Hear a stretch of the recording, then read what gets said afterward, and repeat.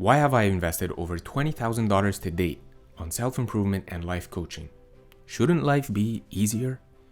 Many people get swept away in all the self-improvement courses and programs, yet not achieve what they want. Why is it never one and done? If you want to know how I arrived at the missing puzzle piece that completely transformed my relationships, job performance, and mental health, in this video I'll share with you how and what helped me make the most drastic transformation to improve my whole life. I'll also share with you some of my notes from the book Change Your Voice, Change Your Life by Dr. Morton Cooper. Hint, hint, it is something about the voice. Many people nowadays invest in all these self-improvement courses without getting the results to show for it. All they got to show is the digital receipts for all the payments. Now don't get me wrong, I have invested easily over $20,000 in self-improvement with minimal actual improvement. Not because I didn't get right knowledge and right mentorship, it was because my voice was inhibited. No matter how smart I got, I could not communicate my intelligence. No matter how disciplined I got, I couldn't market my achievements. And no matter how much I cared about projects and people, I couldn't lead and influence others. I was like a lion that is hungry, enthusiastic, and powerful, but is kept in a cage. Well, was I the only one who had an inhibited voice problem? Over the last year alone, I've spoken to over 1,000 people with inhibited voice issues, and they never knew about it. And that proves that it's so overlooked, yet so common. Most people who struggle with their voice end up on YouTube doing some vocal exercises that they watch that just don't cut it. Maybe their voice improves for half an hour, maybe 2 hours if they're lucky, but they never get the permanent results of the vocal freedom that we all want. Your voice can be better. The vocal techniques I teach have produced excellent results with countless of my students and clients who have wished to improve the aesthetics and functionality of their voice. The secret ingredient is not only the vocal techniques, but the psychological healing of the voice. You see, life is made up of relationships, and we have a relationship with our voice. We have a relationship with our authentic expression. If our authentic expression has been suppressed in childhood or at any point, automatically dysfunction takes place in our relationship with our natural expression. If when you express yourself, you were met with yelling, screaming, sarcasm, rejection, you unconsciously start to develop an unhealthy, unhappy relationship with your vocal expression. It starts to sound stifled instead of sounding powerful. A healthier relationship with your voice can be developed through a mindset of commitment.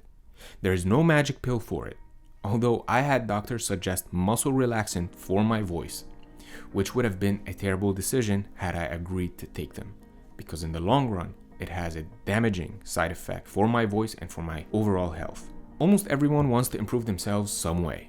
I do, you probably do too, and I'm grateful that we're sharing this time right now. We live in a society rich with opportunity to socialize, to earn money, and to increase the quality of our mental health and well-being. But achievement of any sort requires that we push through old mindsets and commit to achieve our self-improvement tasks. Improving your negotiation skills, your business and familial relationships are critical to achieve a life that is fulfilling and meaningful to you. Without the ability to maneuver any of those aspects, that ability being your voice of course, you're left unable to advance in your life the way you want to. It is important to work with the raw body and have it lead you to your psychology in order to achieve true freedom in your vocal expression. A vocal expression is a natural and simple reaction to subtle emotional stimuli that we experience in the world. But when our voice is inhibited, no subtle emotional experiences are enough to have us produce our voice in a simple and natural way. In all, lacking strong, compassionate, and natural communication skills can diminish your effectiveness and mental health as you go through this beautiful journey called life. We all define ourselves through the extension of language, through the basic equipment we were given to produce the sound that builds language. Our voice must have a commanding quality, not in an unethical, immoral kind of way, in a compassionate yet authentic kind of way. Your instrument of expression, when well cared for, will win you love, success, and acknowledgement. When you acquire bad vocal habits, Speaking more further deteriorates the authentic use of your voice, because you reconfirm the deactivation of the muscles that are close around the vocal cords, and reconfirm the over-engagement of the muscles that try to compensate for the lack. A successful voice resonates and vibrates from the hips all the way up to your face. For most people, their inhibited voice resonates in the face and maybe a little bit in the throat. Yet their whole body is riddled with chronic tightness that is rooted in emotional suppression and vocal suppression. When COVID hit, most people stayed at home. They also stopped using the variety in their voices. Low volume speaking at home, not speaking as much as they did outdoors, which further inhibits the fine muscles around the vocal cords. Unfortunately, unlike your biceps, if you stop working them out for a year and then you go back to the gym and start lifting weights again, they're gonna get strong once again. However, with your voice, if you start socializing, going out again and using your voice, this will not necessarily make your voice come back. You actually need specific vocal exercises to retrain those muscles. Because as mentioned, continuing to use your voice with bad vocal habits will further confirm the compensatory muscles engagement and further deactivate the actual muscles that need to operate the voice. For the psychological part, if you don't have a coach to help you through the suppressed emotions and the psychological stuckness, I invite you to first check out the free mini course in the description if you haven't already.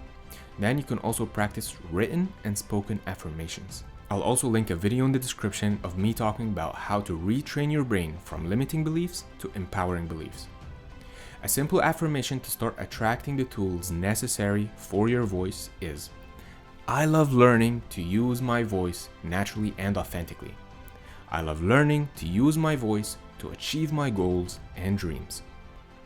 Remind yourself that Winston Churchill, who struggled with a crippling stutter, became the world's most noted orators.